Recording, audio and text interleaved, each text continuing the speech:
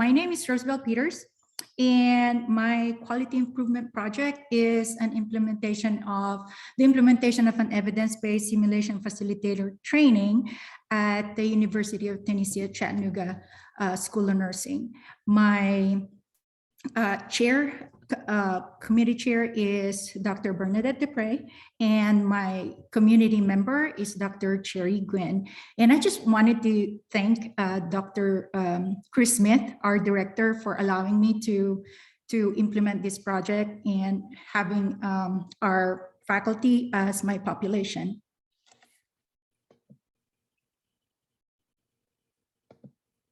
All right, so for the background, the NCSBN study of 2014 has been the groundbreaking research on simulation. This research was a longitudinal study that was conducted over 3 years. And one of the questions the authors aimed to examine was how much of simulation could be used to substitute for traditional clinical hours. And the authors found that up to 50% of traditional clinical experiences in the undergraduate nursing programs can be substituted by high quality simulations. So they also discussed, the authors also discussed the conditions that the program must have to provide high quality simulations, such as facilitators must have formal education in simulation pedagogy, must have an adequate number of faculty support for students, a designated space with equipment and supplies for staging, and subject matter experts must be involved in the simulation design. So there's also been a dramatic uptake of simulation in nursing curricula. At the height of the pandemic, in the School of Nursing alone, we implemented 100% distance simulations for our undergraduate students to supplement and replace some of their required clinical hours.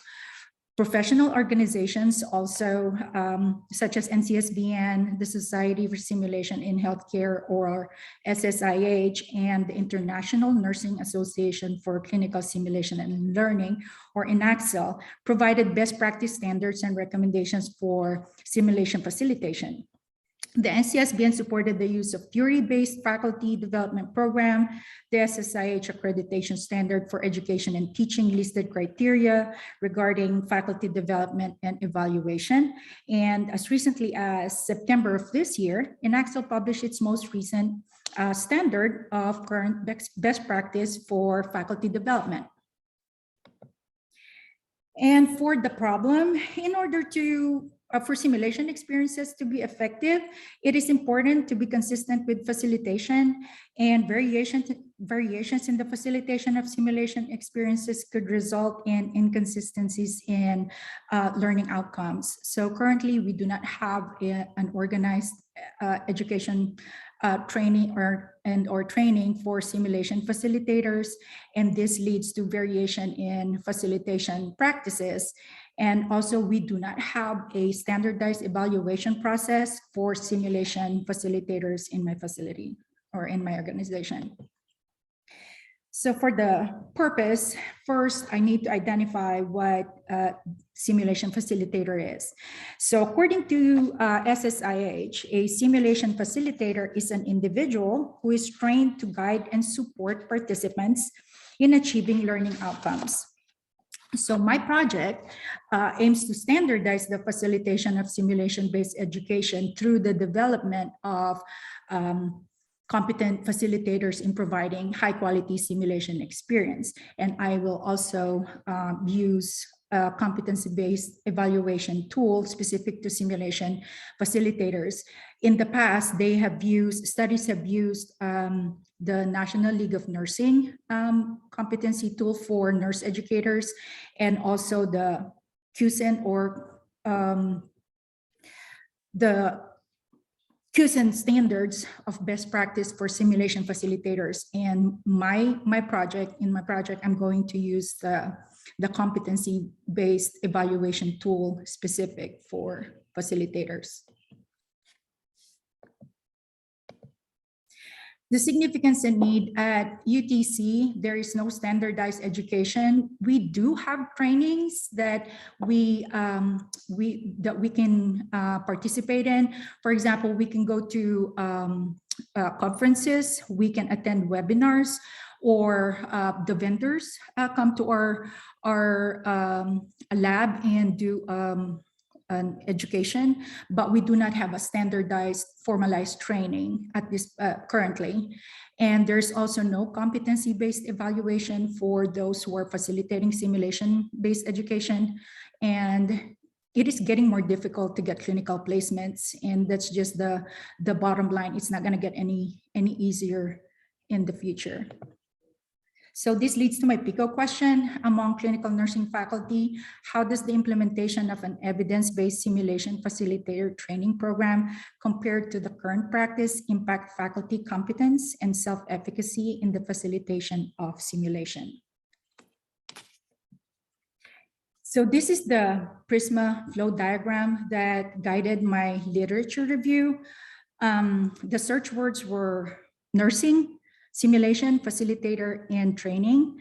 The PRISMA flow diagram illustrates the total records identified through PubMed, CINAHL, and ProQuest databases, which resulted in 2004 and additional 18 for reference list. And that was narrowed down to 132 after duplicates have been removed, and also exclusion criteria have been applied. For example, based on screening titles and abstracts, the use for augmented or virtual reality simulations only studies I did not include. Non-US studies were also not included. Publications in non-English language, and editorials and non-peer-reviewed articles, and also articles dating earlier than 2010. So there were a total of 20 that were reviewed for this lit review. And this is the driving articles table. And so the innovations in simulation article, it transcribed best practices that covered simulation research and guidelines for simulation programs. Peterson et al. Are the authors of Simulation Faculty Development, a Tiered Approach. They are authors from the University of Alabama in Birmingham's Office of Interprofessional Simulation for Clinical Practice. UAB simulation program is an accredited simulation center by the SSIH. And the authors shared the education process of their simulation facilitators from the university and partnered hospitals through a tiered approach.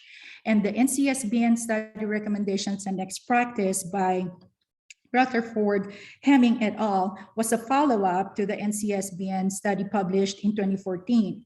The authors discussed the implications of the NCSBN study and outlined recommendations for programs in providing high-quality simulation experiences. And Thomas and Keldren were the authors of Benner's Novice to Expert Model and Application for Simulation Facilitators. The authors applied Benner's Novice to Expert Model to educate simulation facilitators in academic and practice settings. The authors were able to describe behaviors expected at each skill level, and also the application of Benner's theory provided a common language whereby the faculty can progress through the training. And lastly, Waxman et al. Conducted a qualitative study that examined how simulation education and training affected faculty self-confidence and competence. And the authors found that the faculty introduced to the simulation facilitator course appreciated the educational offerings and felt more confident after completing the course. And interestingly, the more experienced simulation facilitators desired ongoing faculty development to maintain and advance their skills.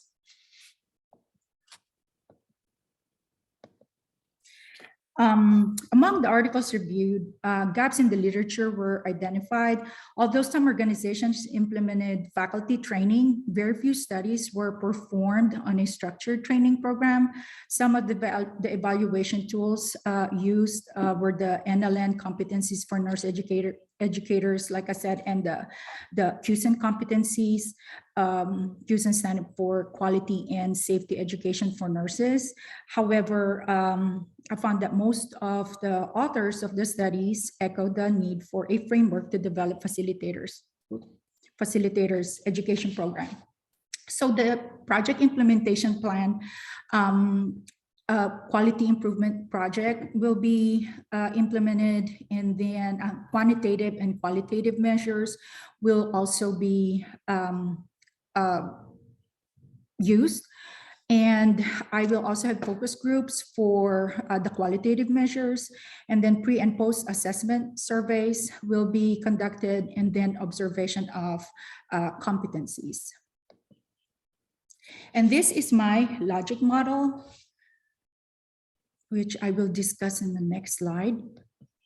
So for my interventions, the implementation of an evidence-based simulation facilitator training program, and also the use of a competency-based evaluation using the facilitator competency rubric, which I will discuss in detail in a later slide.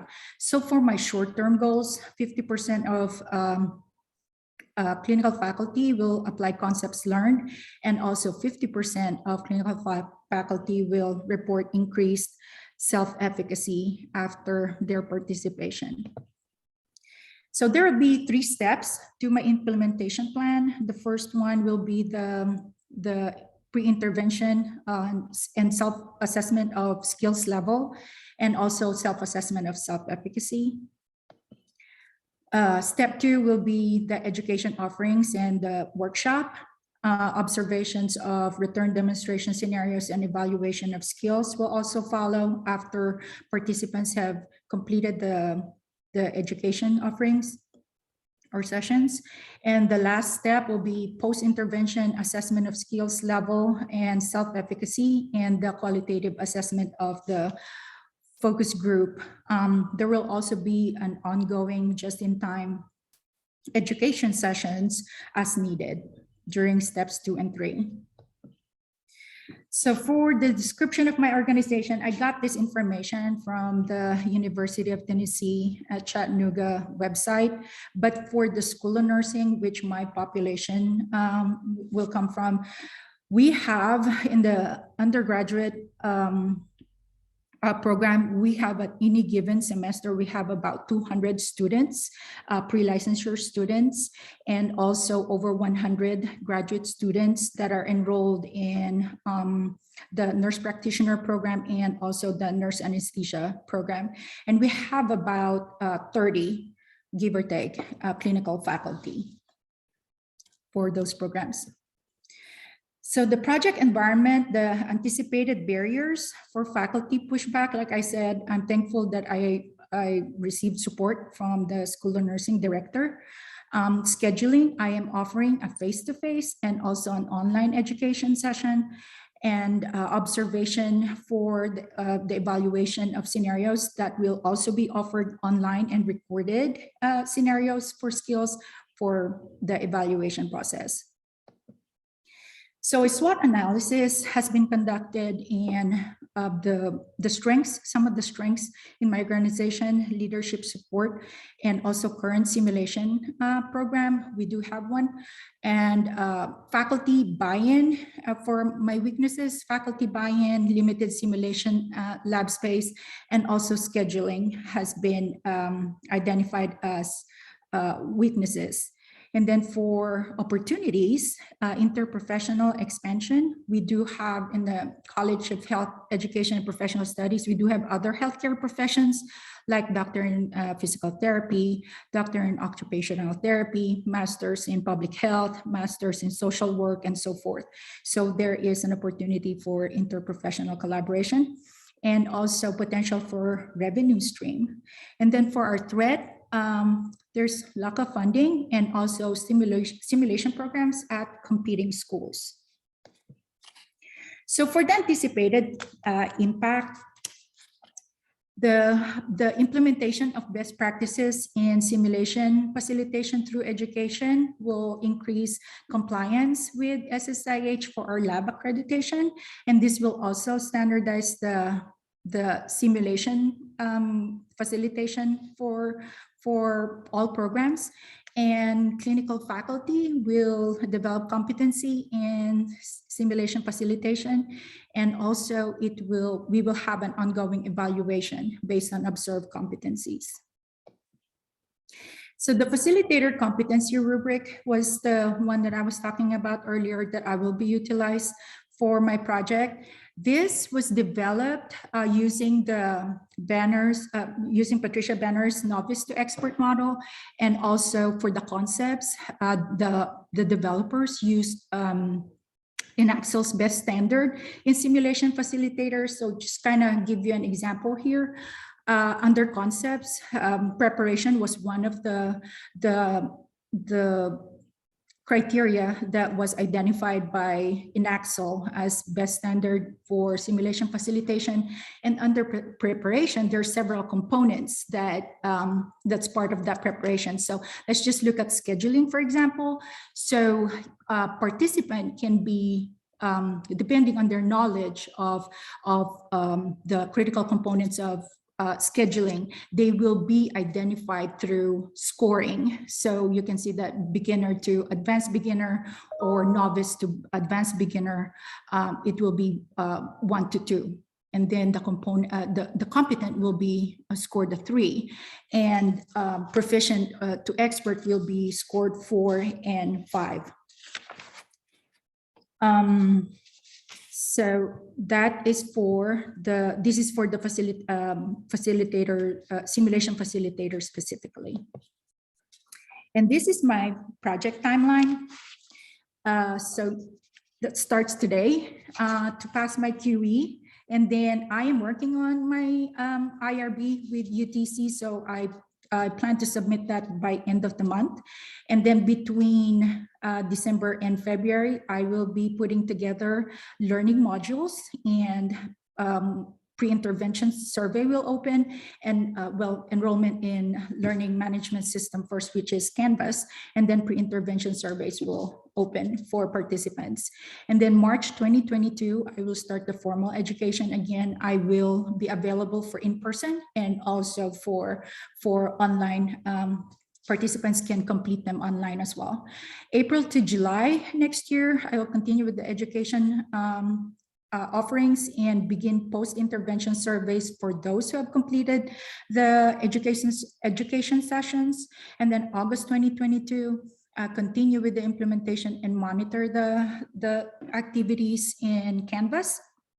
And then between August to October of 2022, post-intervention surveys will continue, and also observation of return demonstrations will also continue. That's an ongoing thing from March, because we will have faculty who will be doing completing the education modules at different times. And I will be collecting data and analyzing that data. In November 2022 is I will finalize presentation and disseminate information. So the guiding framework for my project is Patricia Benner's novice to expert model. According to Benner, Benner's theory, there are 5 skills acquisition levels derived from the nurse's experience, knowledge, and situation. So historically, the novice to expert model has been used to describe nurses' development of skills and competency. Experienced nurse educators will also have varying degrees of skills in simulation as a teaching methodology. So using Benner's model, participants will progress through training according to the descriptions and skills-based milestones for each level. And for guiding framework for the implementation of my project, I am using Everett Rogers diffusion of innovation theory. So according to Rogers, there are 4 elements that influence the diffusion of new ideas within a population. You have the early adapters on the very left of the bell curve here. You have the innovators and the early adapters, and then you have that big gap like chasm over there. And then you have the early majority, late majority, and the laggards. So it is very important that as the educator, I identify those innovators and early adapters, because they will be my simulation champions, and they will be the mentors to the novice to beginners learners or faculty through the simulation pedagogy. So the ultimate goal here is that no one person will be conducting educational offerings. We will try to space it out to where there's mentorship in place as well for incoming clinical faculty. So sustainability, I hope that the plan is for the training program to be incorporated in onboarding our new faculty, and it will also be part of the annual faculty development. And also we will have an evaluation of simulation facilitator competency in place. And this is my references, and I am ready for questions that you might have. Thank you so much, Rosebelle. We'll open it up to your committee first. I see Dr. Gwynn is here. Dr. Gwynn, did you want to give some feedback to Rosebelle? Rosebelle, if you stop sharing your screen, I think we may be easier to see Dr. Gwynn. Thank you. Hello, everybody. I'm sorry. I'm up on two computers. I didn't want to miss, so I'm having an echo. I've been in simulation now, I guess, since it really started at UTC, and it's been over 20 years. So I have seen it through all sorts of things, task trainers to now mannequins that can walk and talk just about. But one of the things that we haven't had consistency in is training other facilitators. And it gets to where one person ends up trying to do a whole lot of it, which is very hard. And we needed a standardization. When you look in the literature, what she has identified is it's not all connected. There are just real gaps there. There are real holes. And I'm excited about this because it's going to fill a gap. And I think I can see it being published and presented in Naxal and some different things like that, because it answers a lot of questions that we didn't really even know we had. And to provide that standardization, it's going to be a model. That's my own personal opinion. I think you did a great job, Rosebelle. I'm very proud of that. I know you've got a lot of support from Chris and from Bernadette and I can't wait to see what you end up doing with this. Thank you, Dr. Gwynn. And I would just add to that, Rosebelle, good job on your presentation. I know you worked hard on it. And I think for me, the observed competency of the faculty, I think that's a good evaluation tool.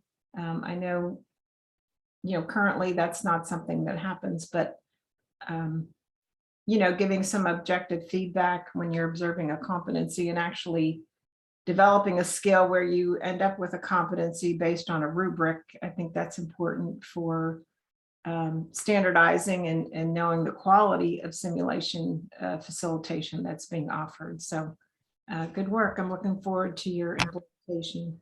Thank you, Dr. Dupre. Rosebelle, this is Dr. Jackson. I'm going to go a step farther than Dr. Gwynn beyond the dissemination and publication. I think you could be an entrepreneur and develop a standardized program and partner with the simulation equipment company to offer schools or simulation centers, here's our equipment and here's a standardized program to give to the faculty. So I see big things in your future. Thank you, Dr. Jackson. I'd like Dr. Jackson to retract that statement, because I'm sure she'll earn a heck of a lot more money in her entrepreneurial offering than I could ever pay her. So thank you, Dr. Jackson, for putting that bug in her ear. But she wants to give back to the School of Nursing, so she'll make hefty donations from her profits every year.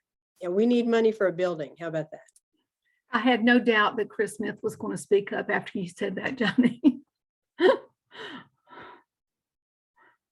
Hey, Rosebelle, this is Catherine. I enjoyed your presentation, and being in the simulation world, I can definitely attest to the need for this. We have, with Link Memorial University, we have 4 different nursing sites, and being the sim lab coordinator, when I pop around between our different sites, everyone seems to do simulation just a little different, regardless of the training or the orientations that we do or our ongoing trainings, every semester. And so I do feel like the competency rubric is going to be very helpful for your project, and I'm interested to hear your results. And I'm with Dr. Jackson. If you want to open that up and offer it to other schools or travel around, that'd be great. It's especially helpful to have an outsider come in and evaluate, as opposed to somebody on the inside saying, hey, you're doing that wrong. You need to sharpen up over here. It's a lot, the feedback is more received when it's from someone else that's professionally trained and evaluating from the outside. So definitely important, and good luck to you. Thank you, Catherine. Congratulations, Rosebelle, and thank you so much. Thank you, Dr. We Sewell. have, oh, I'm sorry. I said, thank you, Dr. Sewell.